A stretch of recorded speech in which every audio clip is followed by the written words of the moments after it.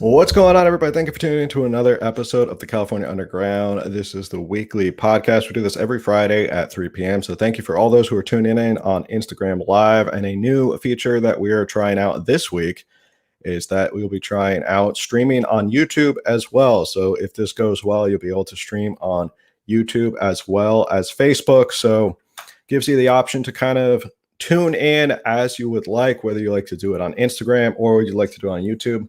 This will be then archived. You can go view it on YouTube. So if you haven't followed me over there, it's California Underground. Very easy to follow. That's where I've been putting a lot of the longer deep dive videos if you'd like to follow them.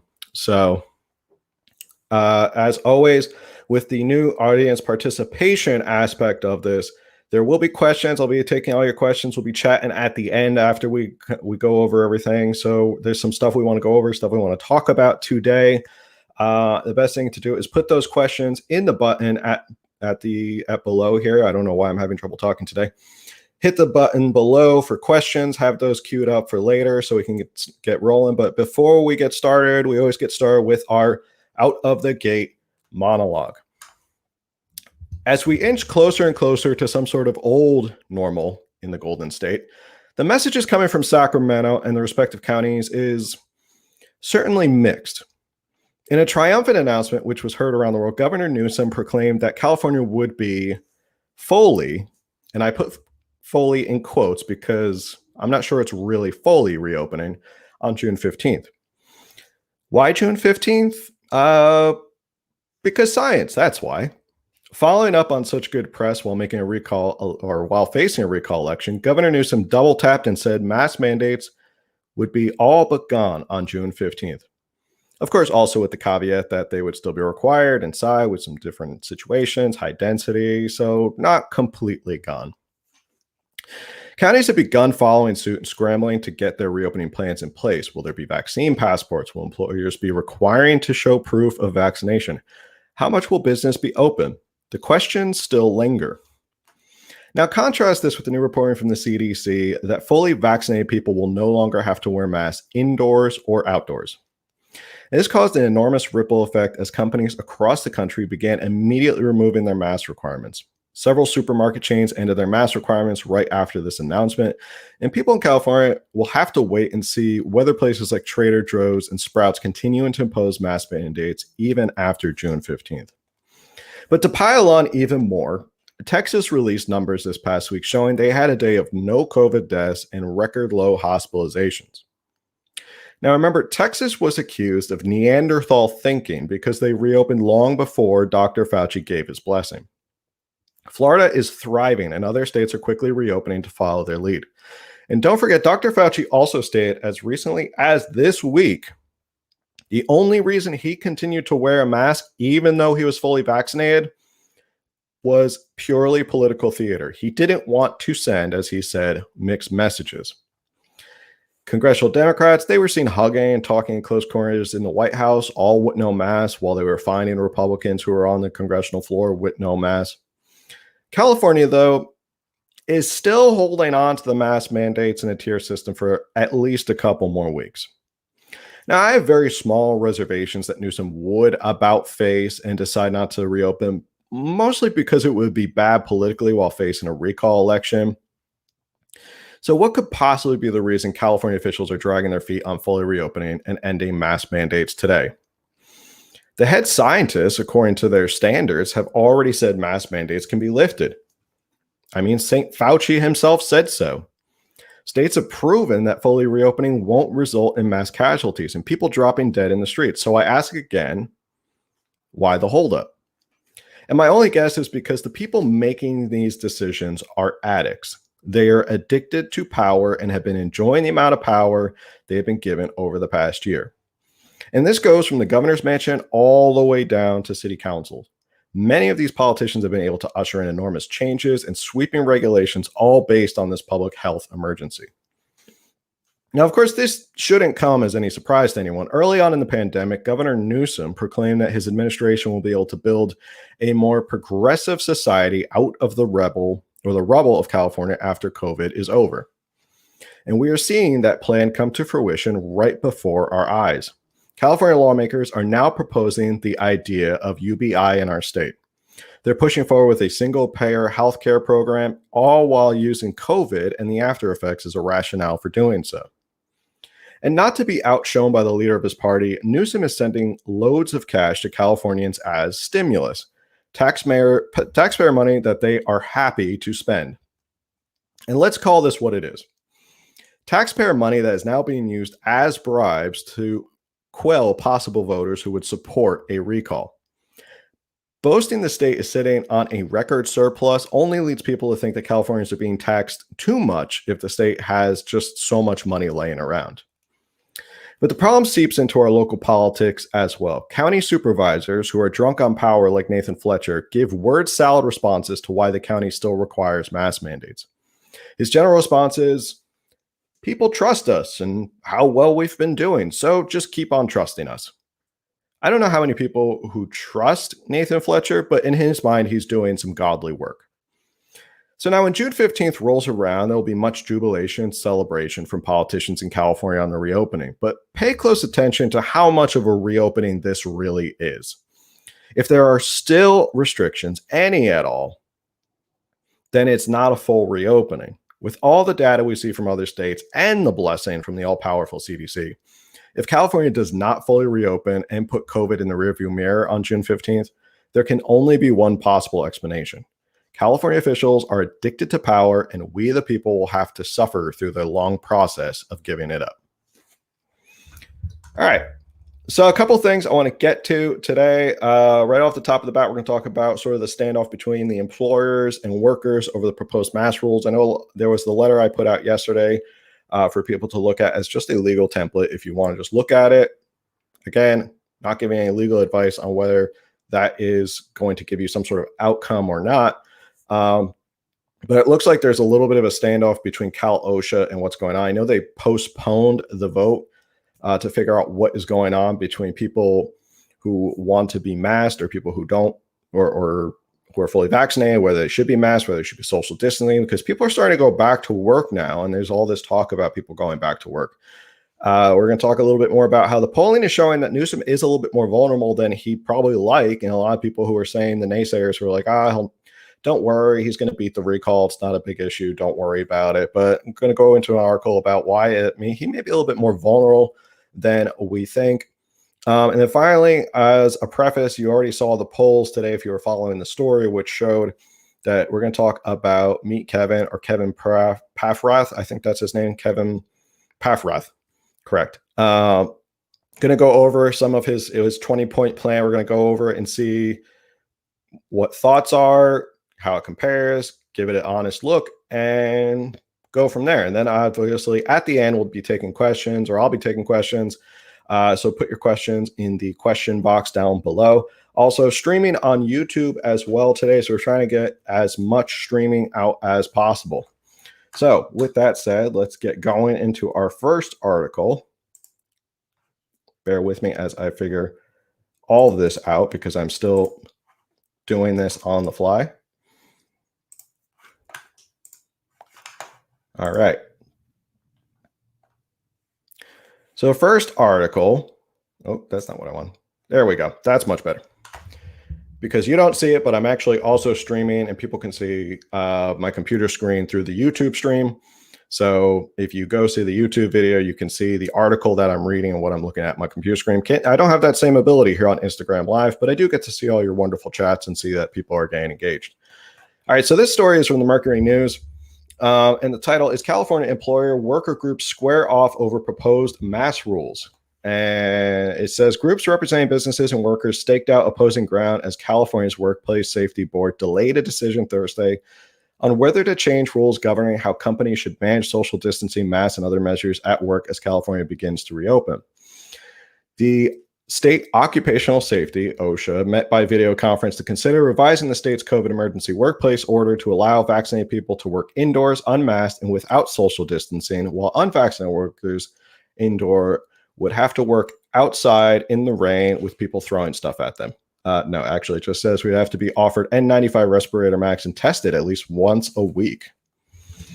The board agreed scheduled to meet for June 3rd with the new proposal to be publicly available by June 8th. And it goes on to talk more about it. The decision followed a series of presentations by representatives of employers and workers who outlined starkly different concerns, with business lobbyists arguing that increased vaccination rates and plummeting COVID rates warranted relaxation of regulations, and worker advocates highlighting continuing risks and potential resurgence of the virus if safety mandates are lifted too soon. Infections are still occurring. Outbreaks at workplaces are still occurring, said Maggie Robbins, an occupational environmental health specialist at open-based worker advocacy group WorkSafe, who noted that many Californians are not vaccinated. Employer groups presented a fairly united front in asking the board to align state rules with federal guidelines to eliminate confusion and make compliance easier. They also generally opposed a proposal to make employers provide N95 masks on a voluntary basis to unvaccinated indoor workers, with some highlighting increased costs and most pointing to the possibility that such a mandate would boost demand and make respirators harder to get for businesses and healthcare agencies. Let's see. Keep going on. Mitch Steiger, a lobbyist for the California Labor Federation, AFL-CIO, said employers could not necessarily be trusted to truthfully ascertain employees' vaccination status, and not all employees could be trusted to provide truthful information about their status. Those out there who are very intent on not getting the vaccine are the very same ones who are not going to wear a mask. Board Chair David Thomas urged a cautious approach. Hopefully we're getting to a place where we can open things up. It's looking that way, but he said a little over a year ago, we tried to open up everything. It was a disaster. Until we got the vaccine, we were in dire straits. In the back of your mind, you have to say, we've seen this before. For lack of a better word, we don't want to get stupid. So following off the sort of out of the gate monologue where I just talked about how the science and CDC and Dr. Fauci have all said the same thing, which is basically that if you're vaccinated and fully vaccinated, you don't have to be wearing a mask inside. Now we're having Cal OSHA, which is having a little bit of a problem. And this is going to be a big standoff in terms of workers' rights. I can see this coming up. I am not an employment lawyer. I know there's probably people who are a lot more study or experts on this than I am. But in the sense that this is going to become an issue of workers' rights, because asking someone their medical history and whether they have vaccinations could present a huge problem. And it goes back to the issue of, well, if someone is vaccinated, doesn't that protect themselves? And why are you worried about someone who's not vaccinated, who's not wearing a mask? It always seems like no matter what you do, at least the messaging, and I'm saying this as the messaging, is basically saying, no matter what you do, whether you get a vaccine or et cetera, it's not what you do, it's what the other person does. And I think that presents a big issue in terms of the philosophical debate we're having going on here in America right now, which is basically that it's individualism versus collectivism. And this idea of, if you got the vaccine, most people would say, well, if I got the vaccine and I'm fully protected and I can't get it, then I shouldn't worry about what other people are doing, right? Like that shouldn't really make any difference. Like I've been vaccinated. That's my prerogative. But they've kind of flipped it on their head where it said, even though you're vaccinated, somebody else who's not vaccinated could still get you sick. And the science hasn't bore that out. And we haven't seen that this asymptomatic spread has really been as big as they thought it was going to be. That was the big thing. That was the whole reason that they said, we have to shut everything down. Everybody has to stand 6 feet apart. Even if you're not showing symptoms, asymptomatic spread is really, really bad. In reality, they showed studies that said asymptomatic spread is basically negligible. It's not a big deal. It's not what everybody's saying it is. I mean, if you're walking down the street, you're walking down the sidewalk, and you see someone who's approaching you and you have a mask on and they don't, it doesn't mean you have to run to the other side of the street because they're going to give it to you. You can't pass it as much as people think. There's a whole issue about viral load and how much how much viral load you're actually spreading to someone else. It sounds awful the way you say it, like a viral load, but that's really what it is. It becomes, if I'm standing in front of your face and speaking to you right away, then there's a good chance that I can spread anything to you. I can spread, the common cold. I can spread anything to you. But if I'm passing someone on the street it doesn't really make a difference. But getting back to this whole issue is that we're in this weird limbo phase of, as we're coming out of the pandemic, they're still holding on to, it's not you, it's not my problem, it's your problem. And even though I'm fully vaccinated, even though I've done everything I'm supposed to do, you have to do it. Otherwise, my vaccine doesn't work, which doesn't really make sense to me. And I'm sure it doesn't make a lot of sense to other people, that if you're vaccinated, then why do I need to be vaccinated? And what does it matter if I have a mask and you are fully vaccinated and you don't have a mask? And having employers require you get vaccinations and create this different caste system of vaccinated versus unvaccinated, people who have to wear masks versus people who aren't wearing masks. And I think we talked about this before. I don't think a lot of businesses are going to really enforce this whole vaccination proof. I've heard from other states and other places where like a Trader Joe's has reopened that they're not asking for any sort of vaccination proof. I mean, that would just be kind of cumbersome. And to have like the person at Trader Joe's asking you for your medical history also kind of seems odd and like a little bit of an invasion of privacy. But we'll see really how much force there is behind this and how much like enthusiasm and motivation there is behind this to actually make this work. But this is going to be that fight coming up on June 15th. We still have a couple of weeks to figure out, what are they going to do? Are they going to require people to wear masks? What are the guidelines going to be? And is California really fully reopening? Because it seems like we're just kind of going to like lockdown light. Like it's kind of that still idea of like, well, there's still going to be some sort of restrictions. And when do those restrictions end? Like how low does the number have to be before California goes, hey, you know what? We got it under control. The hospitals are not overridden at this point. People are not, the fatalities per 100,000 has gone way down. We're starting to see counties and cities right now with no COVID hospitalizations. At what point do we stop and say, okay, I think we got this beat. We don't have to get crazy about this anymore. But like I said in the monologue, it's going to be interesting because they just can't rip the Band-Aid off. They just want to keep coming up with more and more regulations, and they just can't let it go. And I don't know. I think it's maybe this obsession with power that they're kind of in the spotlight all the time, and that a lot of their supporters, people who voted a lot of these politicians in, love this. They love the statism taking over. They love this status kind of like controlling, this nanny state controlling their lives. But I don't think we're going towards I would say on June 15th, I don't see us going towards a Texas style reopening or a Florida style reopening where we basically say everything's open. There's no restrictions. You can do whatever you want now. It's back to the way it used to be before the pandemic. There's still going to be restrictions. There's still going to be regulations, and there's still going to be a nanny state. Newsom is not giving up his power that easily. He's already said he's going to keep the emergency powers in place until the end of the year. So he has no intention of giving up his power. So I know a lot of people are obviously concerned about that because there's people who are going back to work. There's going to be a lot of people going back to the office, and they're going to have to see what kind of mask mandates or mask regulations are going on. So this next article is from the California Globe, and it is titled, "Polling Shows Governor Newsom is More Vulnerable Than He'd Like." Let's see.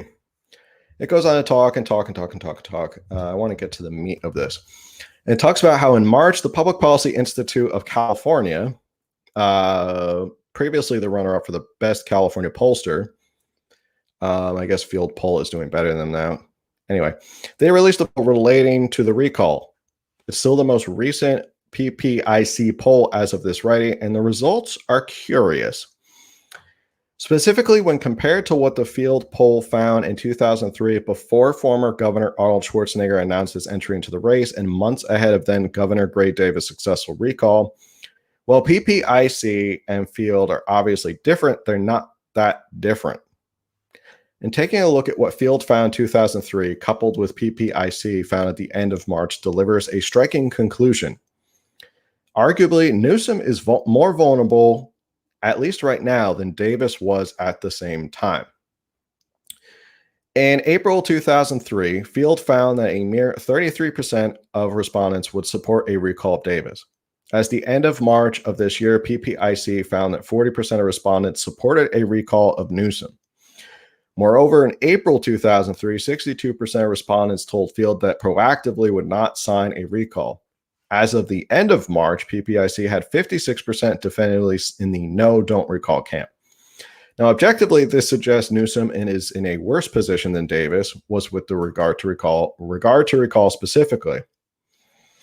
Are we to conclude that PPIC is just that much worse a pollster than Field that is failing to detect vastly more support for Newsom than its poll suggests? To follow the analogy, if PPIC too much juice, not enough fiber? Let's take a look at PPIC's June 2003 poll. Even in June, with recall fast approaching, PPIC still did not find a majority in support of chucking Davis. PPIC's June 2003 number tapped out at a 48% among all respondents. That was a worse number for Davis than Newsom's current 40%. But it's worth knowing that there were months to go in the campaign, just as there was in 2003. And ultimately, while PPIC put support for a recall then at 48%, the Yes on Recall campaign ended up bagging over 55% of the votes. That constituted a 7-point swing of undetected advantage. Consider the prospect of a 7-point undetected advantage to the pro-recall side right now, plus the possibility of problems might increase, not decrease for Newsom, and I understand why they are taking this more seriously. So there's more to the article, as always, which I always post. So if you ever want to read any of this stuff, I always post all the articles. You can read the entire thing. This was an interesting point too. Newsom's level support are a little softer with Latinos than he would probably have liked. Just ahead of his 2018 election, support from Latinos stood at 65%. And now, according to PPIC, it stands at 60%. Even a couple points here matter because Latinos are the biggest ethnic group in California. Newsom's number with white voters may be virtually static in the low 40% range, but his number with Latinos are not, and Latinos may be more affected by the issues where Newsom polls badly than better off whites. So, if Newsom's numbers with Latinos decline just a little, again, he could have a closer race than he wants. So basically what they're saying is they're extrapolating sort of the similarities between what happened in 2003. I was not here in 2003. I did not live in California in 2003. So I'm not really, I don't remember a lot of what happened in 2003. I actually moved here in 2004 for college. So I came like right after the Terminator or the Governor was appointed. But what they're basically saying is that there is, based on the numbers right now, Newsom is in a worse position than Gray Davis was. If they're to extrapolate sort of the same lessons they learned from polling back in the day, which goes to show that if there's a 7-point swing that they're not picking up, so they're keep flying, well, you know, he has this much support, he has 48% support that he wants to survive the recall. Well, if you add 7 points of that undetected advantage of people who are going to vote against them, now all of a sudden it gets a little bit more interesting. And keep in mind, this recall really, I don't think has heated up as much as we think it is. It's gotten started, and then we're starting to see more people jump into the race. There's one candidate we're going to talk about next, but we haven't really seen the recall heat up. And this is one reason, kind of tying all this together, why I think that if he's going to do, he's going to move forward with the June 15th reopening, because if he goes back on that, that will look incredibly bad for him politically in a race where he's facing a recall. But regardless, I think he's starting to see his support slip. I wouldn't be surprised that he's losing a lot of support with Latinos, which is a huge demographic here in California. I always think, and I've said this with other sort of conservative thinkers, is that Republicans need to do a much better job reaching out to the Latino community, because there are a lot of, I think when you get out to the Latino community, a lot of the issues that Republicans run on are very marketable, and they're very appealing to the Latino community. And then you see it right now, the fact that he's slowly going from 65 to 60. And if he's losing more and more, and Republicans get better at kind of conveying that message. Also, one reason I think why Kevin Faulconer is actually trying to go on more Latino news networks is because he knows, he sees the numbers, and he says, like, if I can reach this community and get them to take a look at me, I have a real shot to be very competitive in this recall and possibly take over for Gavin Newsom. So it's very interesting because a lot of people on who I know who are on the left are very, let's say, I think they have their heads in the sand on terms of this recall. They didn't believe that the recall was ever going to happen in the first place.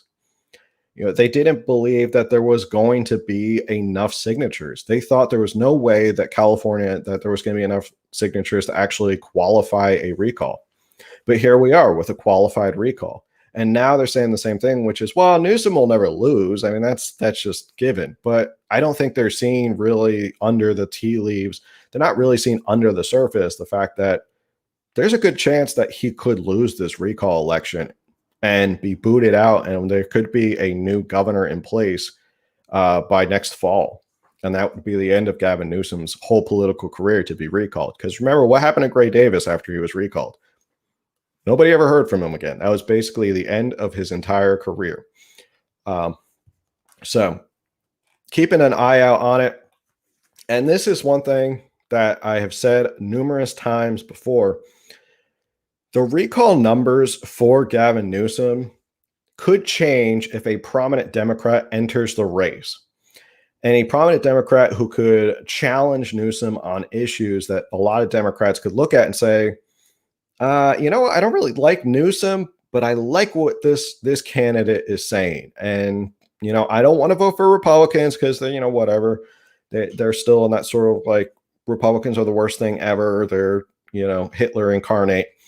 But if they see a prominent Democrat, that could change the entire field. So right now, this next candidate I'm going to take a look at is Kevin Paffrath. Now, people have been kind of alluding to me. They've been messaging me about this guy. They kept saying, take a look at this guy. He's thinking about running. And I looked him up, and this was like months ago, so we didn't really have anything at that point. As of this week, he did announce, and he's been on Fox News. He's been all over the place. He's a very charismatic guy, has a big following. And I guess he looks like he's a realtor. I think he's a realtor. So that's sort of his thing, is he's a realtor. He does a lot of YouTube videos. They called him a YouTuber, which I think is kind of, a cheap shot if your real job is actually a realtor, but you do YouTube videos. But anyway, so as Kevin Paffrath came out with his whole platform. It's a 20-point platform. Excuse me for a second. Now, usually you want to keep your points to like a minimum amount of points, because when you're running, you want someone to say, well, why am I voting for this person over somebody else? And that's basically because you want to be sellable. Like you don't want to have to think like, well, what is 20 points? I have to remember every single one of them. You usually want to run on 3 points that people can actually remember, so they can go out and tell other people about it. Also helps them process a lot better. I mean, it's hard to remember 20 points, but it's a comprehensive plan, or at least it's a big plan. It's got bold solutions in terms of what he wants to do for California. I looked at it before. We're going to go look at it again. Again, if you see this on YouTube, you can see me going through the entire webpage. You can watch me go along with it. So if you ever want to switch over to YouTube, or you want to watch it later, you can do that as well. So Kevin Paffrath for governor of California. It doesn't say anything about, I think it doesn't really say he's Democrat or Republican right off the bat. It did say Democrat when he was on Fox News.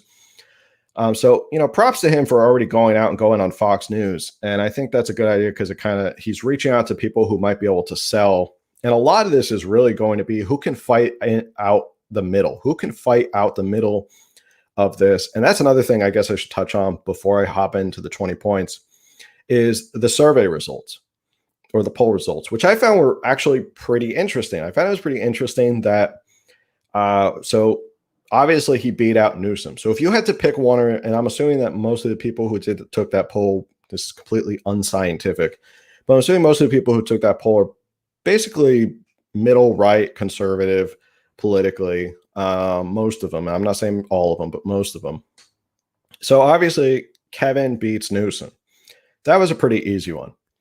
in Kevin versus Kevin, so Kevin Faulkner versus Kevin Paffrath, and I apologize if I'm saying his name wrong. Kevin Faulkner actually beats him by a little bit. And, 65-30, 65-35, all that. Jenner, he smokes Jenner. And that's probably because Jenner doesn't have a platform at all. So the fact that he has a platform and is actually proposing something shows, that's not even close. You can actually look at his platform and be like, okay, I can make a determination. And then against Cox, I was actually surprised that he beat Cox, because I would have figured more people who maybe follow this show or follow this Instagram handle they would have said, well, I'll vote for a Republican over a Democrat. But actually more people said they'd vote for this guy over John Cox. I don't know if it's the bear. Maybe it's the bear that kind of turned people away, or maybe John Cox is just over it. So anyway, I wanted to do this sort of unscientific poll before this podcast and then after this. So if you're watching, then you can kind of take the poll again and say, if you voted one way or the other, maybe it changes your mind. And I'm not trying to change your mind. I'm just interested whether it's the pure political tribalism of, well, D versus R, I'm going to always vote for the R over the D. And maybe we'll see if the platform beats out the tribalism, whether the platform can say, I like this platform better than whatever somebody else is proposing. All right, so let's get started with this. Bear with me. It is 20 points. Some of the last points are really just kind of rehashes. So like the last 3 or 4 are really not like unique points. Whew. All right, what can we improve? Number 1, no state income tax on first $250,000. Okay. Removes the California state income tax on the first $250,000 made. No California tax return required. Approximately 5 to 7% flat tax on incomes over $250,000. Okay, so he's proposing a flat tax. That's pretty interesting. So lowering the tax overall, which would be an instant pay raise for all workers and investors. Bold. That's certainly bold. That's actually bolder than Kevin Faulkner's plan. Kevin Faulkner said no taxes up to $50,000 and $100,000 as a family. So up to $250,000 is very bold, especially for a Democrat to be making. Because actually, once you get into I think it's 250,000, you start to I think you're in the top 10%. So you start to get up into that Richie rich area that Democrats are always crying about, how the rich never pay their fair share. The homeless emergency. Number 2, housing for all homeless within 60 days via emergency powers. Medical, mental health, and educational support immediately available. 3 meals per day and centralized support for all homeless immediately. No one lives on the streets in our state anymore within 60 days. This one is bold. It's going to require a lot of government intervention. Homeless is definitely an issue. Getting homeless into homeless shelters is definitely an issue. I've seen it here in San Diego. When I lived downtown, they built a brand new, beautiful homeless shelter, assisted living, or low-income living, and they couldn't get a lot of people to actually live there because there's a lot of stipulations when you have to go into these types of homes. Sometimes you have to get off drugs. So there's a lot of issues. It's not as easy as the only reason we have homeless is because there's not enough room. Sometimes the issue goes a little bit deeper than why do we have homeless. A lot of it could be drugs. A lot of it could be just kind of losing someone to addiction. And they just they're just out there. They just lose it to addiction. And they don't really understand why, it's hard to say. They don't cognitively know why they're homeless. They may think it's fine to be homeless because of their addiction. So that is an issue. I'm glad they put medical and mental health, because that is a big issue, is that sometimes there's people who just don't know or can cognitively understand why are they homeless. And those people, I think, need help. But really how that's going to work is going to be interesting to see how he gets that all done within 60 days. That's going to be a lot. I mean, there might not be enough room to put all the homeless people. But I've also said this before, the homeless issue is not its own separate in a vacuum issue. Okay. Homeless is not the sickness. I think it's one of the symptoms of the sickness. And sickness is really that California is just way too damn expensive. and that there's no way, if it's this expensive for people to create any sort of safety net, to have a savings, to know that if things go bad, they can live for like 2 or 3 months off savings. When everything's so expensive, you're kind of stretching every single dollar to make ends meet. And without that safety net, something like COVID could really knock you on your ass and kick you out of your home. So that's a real issue. So I don't really see it. I would say, yeah, that's like an immediate like fix to say, let's do this to get this done in 60 days to clean up a lot of these neighborhoods. A lot of highways are just tent cities now. Venice is really, really bad right now. If you've seen pictures recently of Venice, it's just really bad. So that's definitely like, that's the immediate solution. But I think the overall solution really needs to be fixing the cost of living to make it easier to live in California. Future schools, number 3. This one was pretty interesting. He kind of weaves it in and out of his entire platform. Again, if you want to read this whole thing for yourself, he actually has like an over 30-minute video where you can read or watch his explanation of each single point. It's actually pretty nice because he puts it in like, you can click on it and it takes you to a certain part of the YouTube video. I guess that's part of, the benefit of being a YouTuber. Future schools. This one I thought was actually pretty interesting, and I'm kind of on board. And if you want to throw it up there in the chat, let me know if you're kind of in the same, if you think this is a good idea. At 14, students have a choice to attend a future school. It combines college, trade school, high school, and financial education. Students graduate debt-free, for free, at 18, ready for career placement. And this is in partnership with small, medium, and large businesses throughout California. So we can read more on part 3. I think there's more he wants to go over. And the problem, he says, is California schools are in a miserable state. So I've seen that 60% of students graduating at 18 can't get a job, and graduation rates are at the lowest level they've been in decades. So the solution is future schools will pay teachers a minimum of $120,000 per year. That's actually pretty good salary if you're a teacher. Boy, that's really good. Future schools will take 70% of our community colleges and high schools and combine them into a new future school system. This makes future schools optional for students to choose at 14. So even before you go into high school, you can choose to go into this future school and just kind of bypass high school and go right into some sort of trade or some sort of specialized career. Future schools will teach practical skills designed for each career path a student chooses. The first 2 years will be more generalized so that students can fine-tune their career path. This education will include business acumen, financial education. I've been saying that for years. I don't think enough people understand finances, and I don't want to be like the guy with the tinfoil hat and say, like, I don't think they want people to be smart about finances, because they can take advantage of people who are financially illiterate. So that when you're smarter financially, it's hard for businesses to take advantage of you, especially lending companies and credit cards. They take advantage of people who don't understand this. Business communication skills, basic accounting skills, and internships. The last 2 years will be focused on skill and career training. This means that by 18, students will be able to graduate with certifications such as a CPA license. It's a good job. Electrician license, nursing license, architect license. Good job. Engineer license, cannabis grower license. Okay, not bad. EMT certification, and endless other possibilities. He talks about how it would be like a public-private partnership. Future schools will focus on practicality, financial literacy, and career preparation, all for students to achieve without taking on the debt. And he goes on to talk about how Joe Biden's new plan. So, he is a Democrat, so he's going to talk about Joe Biden. I don't hate it. I actually don't hate it. This is something I've thought for a long time, that there should be some sort of avenue. If you don't want to go to college, I think you should be able to just go and follow your career path. That's how it used to be done many, many years ago, before they wanted to have you under their control for, basically a third of your life or however long. Joe Biden wants you to be in public schools for 16 years of your life. I always thought this was a great idea. I think more people would find this beneficial.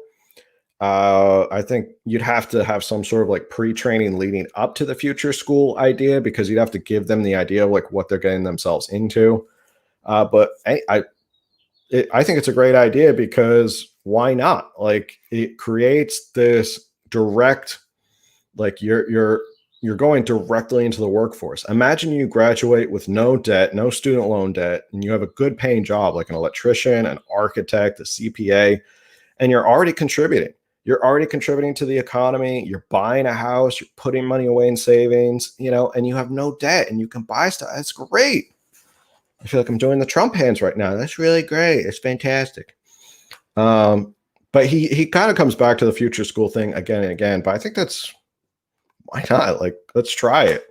Not everybody has to go to college. I mean, if I could do it all over again, I'm not even sure I would go to college, to be completely honest. I'm not sure if it's worth the money. Okay, we got a bunch more, so let's keep going. Number 4, the housing emergency. We have unaffordable rents in housing due to a lack of homes. Instead of 80,000 new units per year, California, via emergency powers.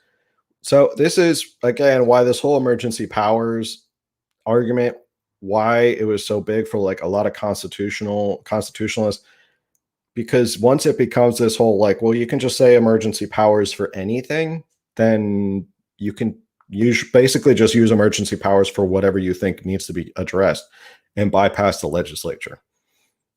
So I'm not happy about that kind of precedent, to be honest. I think emergency has to be like emergency. Like there's a huge earthquake, there's wildfires, like we need to address this right now. But just kind of using emergency powers all the time for everything is not a good precedent to set. It says it will build 500,000 new housing units per year for 5 years. State will control all building and safety rather than local building departments. Okay. Not really sure what that means. So I guess instead of the local building departments, the state's going to take over all the local. I think local has to stay local. Local departments know their area better than the state. California is a big state. It's not like we're a small state and you can figure out what's going on. Like there's a big difference between San Diego and Redding. So, that's tough. Free permits, no punitive violations, and fast permits for remodels and builds, 4 levels of permits with architectural and contractor powers. Okay. And this guy may know more about it than I do because he's a realtor. So this is his job. He knows housing. Maybe it works, but I'm not a fan of the state taking over everything. I think keep things local, but maybe the state kind of like, I don't know, maybe they from the top down, they make it easier for localities to work. The transportation emergency. Request proposals from the private sector to solve transportation emergency. Optional variable toll roads. New roads in addition to existing roads with tolls, giving drivers the option to take a toll road or not. More roads equals less traffic. Where you build those roads becomes an issue. Support tunnels and roads to new communities via construction boom. Well, I mean, that's kind of like chicken and the egg. How do you have to put the construction boom first? And high-speed rail, focus on better public transportation, especially for future schools and workplaces. Okay. I have nothing against public transportation. I think it's fine. I mean, it works in big cities. It doesn't have to work everywhere, but it works in big cities. This next point, I actually really like. I'm kind of excited about. And I don't know why we haven't done this earlier. Legalize gambling. Why hasn't California legalized gambling yet? I mean, we've legalized marijuana. They have bills going through that they want to legalize even harder drugs, but gambling is for some reason off the table. Like that's beneath California to do that. I find weird. Legalize online and in-person gambling. So online, I guess, if you want to do your DraftKings or your whatever they call it, the DraftKings, the sports betting, build casinos throughout California. I mean, when you legalize gambling, they're going to build casinos throughout California regardless. You don't need the state to actually do that. That's just going to be the free market going, wow, we can build in California now. Let's go and do it. Like, oh, great. We can do all that. $5 to $10 billion in tax revenues expected after construction, and build out prevents returning to state income taxes. Yeah, well, okay. It's an interesting idea. I wonder how much of a pushback there will be from like the reservation community, because that's where all the casinos are right now in California.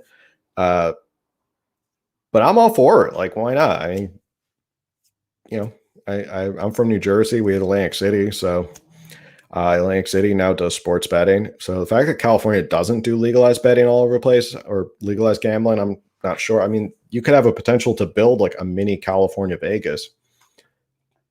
That's a good idea. Why not? No more blackouts. That's a bold promise. Building smart grids, especially in new communities, with a focus on solar and wind farms plus battery storage. More peaker plans to prevent blackouts at peak usage. Authorizing improvements to existing natural gas infrastructure to help transition to a fully green grid within the next 20 years. Ending costly regulations, making it difficult for utilities to build transmission lines, connecting renewables to the grid, permits for interconnecting renewable grids, with expedited through the governor's office. No more red tape, stopping our green transition. I mean, this is a bold claim.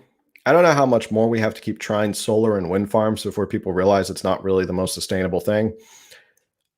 I mean, a moderate idea would have been to like help reopen some of our nuclear power plants. I'm sure there's some nuclear power plants here in California that we could reopen and get to work again and power all of California. We wouldn't even have to worry about this issue anymore. I mean, I think I'm an all of the above kind of power source person. Natural gas, coal, nuclear power, solar, wind, whatever. I mean, bring it all on. Whatever, but like, let's just do all of it. Why do we have to limit ourselves to just solar or wind farms? Let's see. This one, as an attorney, this one was a little interesting to me. I can see the pros and cons of it. 8, they're called future courts. Small claims limits raised to $100,000. New small claims advisor council license taught at future schools, speeding up the legal system by investing in our courts, ending the litigious reputation California gets for its businesses.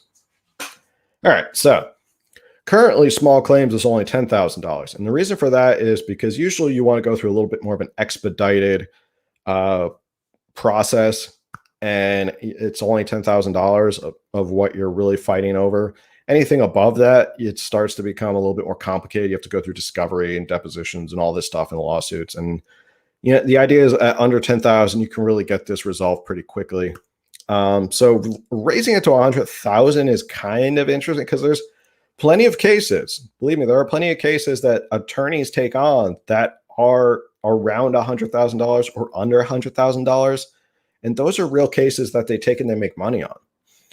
And the idea is that attorneys wouldn't be allowed to be in these small claims courts, and they would have to only take cases that are over $100,000. And you have to be this new small claims advisor council.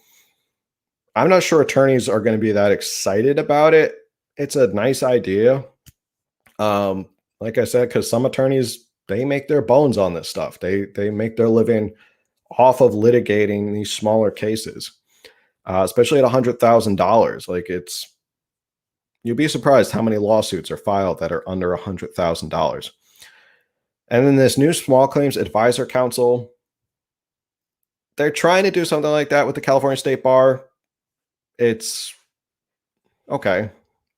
You're not like a real attorney, but you're someone who helps guide them through like small claims, I guess. It's an interesting idea. I'll say that as an attorney, it's bold, it's out there, not a bad idea. Oh, and you can also, if you want to become a small claims advisor council, it's taught at the future schools. There's some other things he goes on to: transforming the DMV, virtual IDs, future policing in jails, instant focus on community policing and reintegrating trust with law enforcement. Nonviolent inmates in jails will work community service. I don't hate that. If it's nonviolent, you can pay your service back with community service, or you pay your debt to society. Inmates will clean our streets, roads, towns, cities, and remove graffiti. I don't hate that. And of course, it gives them the option to join or go back to future schools. The underground handy person economy. I didn't know this, but current law criminalizes being a handy person. Immediately create a handy person license, providing a path to insurance and liability protections for homeowners. Again, certification through future schools. If local workers are not available for our construction boom, create a path to legal immigration for skilled workers. That's a federal issue, so I don't know. Everyone wants to. You have to work with the federal government on immigration. That is solely in their purview. It goes on to talk about mandate local manufacturing employment in California H-1B ones. We're getting there. Believe me, we're getting towards the end. Like I said, a couple of the last ones are just rehashes. This is more just talking about how they want to allow new workers. Future money and exchanges. New online payment options include Zelle and PayPal for California services, support for fintechs and unbanked individuals. Considering crypto assets as a payment method. So you can now pay your traffic ticket with your Dogecoin, if you have any, or your Bitcoin, if it's worth anything by the end of the week. Encouraging the creation of a California-based stock exchange. Don't really know how that works. Okay, and here's one that I'm sure will get a lot of people emotional. Gun safety. Trained gun owners are currently treated like criminals in California. This is ridiculous. I would agree. Those who are trained and background checked shall have more rights in California. That could be debated. Tiered licenses for individuals with weapons training, granting more privileges like concealed carry to more folks who are trained and background checked. This would be the first expansion of gun rights California has seen in decades. This is a tough one. This is a tough one because as a gun owner myself, and I'm sure there's going to be pushback, I'm sure people are going to say stuff in the chat about this. I am all for people have to get trained to own firearms. Like everybody who is anyway should be trained. You should learn gun safety. Walking into a gun store and walking out with a gun that same day could be problematic for people who aren't going to treat that gun properly. They're not going to do it safely. And I think to a lot of people who are responsible gun owners, this is probably not the worst thing in the world compared to what we've been dealing with in California, which is basically you do everything right by California and they keep taking away your Second Amendment rights. This is the opposite side of the coin where they say you're doing everything right, so we're actually going to give you more leeway with your Second Amendment rights, which is debatable as to whether that is. I'm sure people have opinions on both sides, whether that's good or not. But considering we're going from a state that is incredibly anti-Second Amendment to a proposal of, well, if you're trained and you know safety and you know how to handle your firearm and X, Y, and Z, then of course you can get your carry and conceal. And of course you can have this gun ray. And of course let's get rid of the roster. Let's get rid of these dumb flippers on the handles and stuff like that. So I'm sure it's not what a lot of constitutionalist 2A people are looking at and going, this is absolutely what I want. But let's put it this way. Would you rather have this platform or what's going on right now? It's not the worst proposal in the world. Me personally, I'm all for people getting more training on gun safety because I've seen too many horror stories of people going into ranges, sitting next to or going in the stall next to me, pulling out an AR-15 that they just rented from the guy on the front counter and having absolutely no clue what to do with that. And you're like, I'm standing next to this guy and he has no idea what he's doing with this firearm. And that's scary. And that's in a controlled environment with a marshal standing there over him, ready to take care of things if something happens. But imagine someone out in the world who has no idea how to use a firearm. So that's just me. Maybe that's just me. I'm sure you can leave your comment in the chat or have a question about that. Let's see. Let's keep going down some of this stuff. Again, you can read more of this stuff online to read all of it, but I want to touch upon some of it. Funding more housing. Cool. Carbon tax. Not a fan of carbon tax. It doesn't ban pollutants, but the green wave, which I thought it was going to be like the Green New Deal, but the green wave is actually they just want to link up all the stop sign or the lights so that things move a little bit faster. Why not? We could have the technology to do that. And then he goes over day one, executive action. Then point 20 is his transition bond board, whatever. So that's Kevin. That's Kevin Paffrath. He is a Democrat who is officially running in the recall against Gavin Newsom. I think this would be a good segue now to take it into comments or questions. and see what people are saying about this platform. Is this a platform that if it was and it came down to, let's say, a Gavin Newsom, in a recall, it wouldn't be Gavin Newsom versus this guy, but if it was Kevin Paffrath versus anybody, I mean, is it to the point now where if you look past the Democrat point or his Democratic Party affiliation, do you say he's got good points? And if he can win and implement these things, why not? Let's go for it. Let's put the tribalism aside and let's focus on like some real solutions for California. It's a comprehensive plan, that's for sure. I'm not going to deny that. And absolutely, I think he's got a lot of good ideas. He's got a lot of bold ideas, and I like that. I like that. We're trying to think outside the box here. I love the future school idea. I think that's a fantastic idea. I think that should absolutely be a part of education. If you want to go off and start becoming a professional right away with no student loan debt, fantastic. Go ahead and do it. Be a contributing member of society right away. Make money, buy a house, do all that stuff. Home ownership, great, fantastic. That's going to help our economy more than anybody will know. Some other things, obviously, more of the Democratic kind of party line stuff. Gun safety for a Democrat, that's actually pretty pro-gun for a Democrat in California. To be completely honest, I was surprised that gun safety was like that open of like, let's figure out how to let people own guns safely. That's awesome. So on that note, let's talk about some comments or questions. I see there's some questions in there. I see there's some chats on YouTube as well. So let's hop into some comments and questions. We already been kind of chatting for an hour, but this thing took a little bit longer. Lisa said, I thought it was interesting, just would like to see it already working successfully somewhere before it's implemented here. That's a good point. Certainly a good point, because we don't know if it's going to work. But right now, whatever California is doing isn't really working right now. So why not? Why not try it? California is a state of sort of like new ideas, bold visions. Why not try different things? So let's get started. I'm going to pull up some of these questions.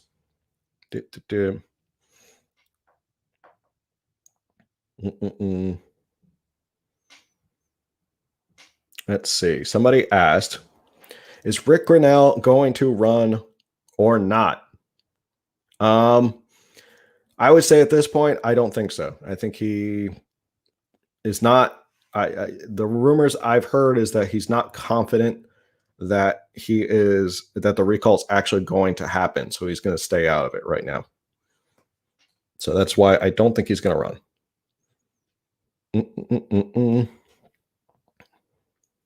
Somebody said, Trucker just said some companies are requiring the COVID jab to keep their job. Huh. Or to keep their health insurance. That is interesting. That's going to be a legal issue. Some employment lawyer is going to fight that out. I don't see the Democratic establishment actually backing him up. They want to keep their golden calf in office. Yeah, I could see that the Democrats probably, and more than anything, the funny thing is running as a Democrat, he has a big hill to climb up of, because he's got to fight against the Newsom. I was trying to blend noodles and Newsom. The Newsom regime. And that's a big political machine. So that's going to be a problem. And that they have a lot of money. They definitely have a lot of money, and they can probably crush him if they wanted to. So it's going to depend on sort of Democratic small donors, but he is running against a huge Democratic machine. And that's probably why a lot of other Democrats, like established Democrats, haven't really jumped into the race right now, like an Antonio Villaraigosa or a, what's her name? The lieutenant governor. I can never remember her name for the life of me. That's how impressive she is. I don't remember her name at all. So he has a tougher hill to climb than Republicans, because people are expecting Republicans to run. I mean, there's how many Republicans who are running? He's the first probably noteworthy Democrat to jump into the race who's gotten a lot of praise or a lot of press of people kind of seeing what he's talking about. The fact that he was already on Fox News right away shows that he's already getting a lot of press. So, Caitlyn Jenner. I saw something about Caitlyn Jenner that it looks like her campaign is already sort of stuck in the mud. It's because outside of the 2 interviews, she hasn't really done any other public appearances. She hasn't really connected with voters. She has 2 ads. She hasn't been touring. She hasn't been going to see people. She had those 2 interviews. She had Fox News and CNN right back to back, and that was about it. I haven't really heard from Caitlyn Jenner since then. So I would imagine if she doesn't change things soon, she's going to become absolutely irrelevant in this race, because it looks like she's just not really running that hard. All right, couple more minutes. Any other questions in the chat? Any other comments? Did you like his platform?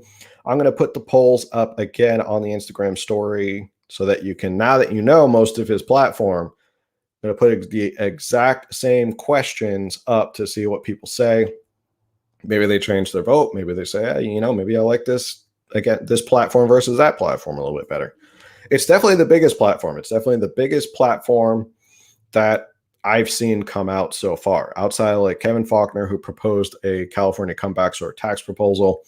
I haven't really seen any other big proposals. Caitlyn Jenner absolutely has no proposals. She just kind of mimics whatever is really on whatever channel she's on. So anyway, with that, I think I'm going to end the show today. Thank you, everyone, for tuning in. I like most of his ideas. Not sure about the use of emergent powers. I agree with you. I think that's a bad precedent that we've set with the emergency powers.